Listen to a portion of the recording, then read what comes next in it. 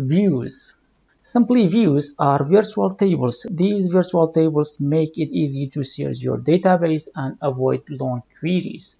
So it is SQL query statements stored in the database with an associated name. Let's see how to create views and how to use them in SQLite Studio.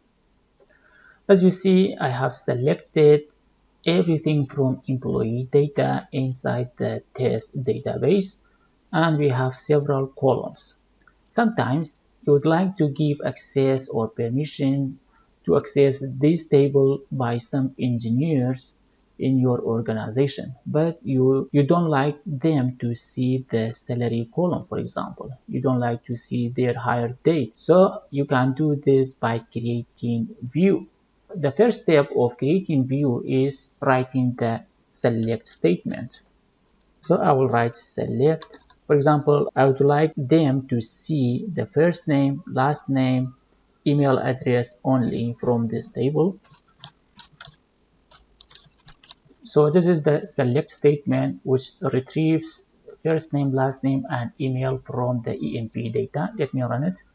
You will see it like this. So now I would like to convert this to a view. What I will do, I will write create view and then the view name, for example, employee data public, EMP data public.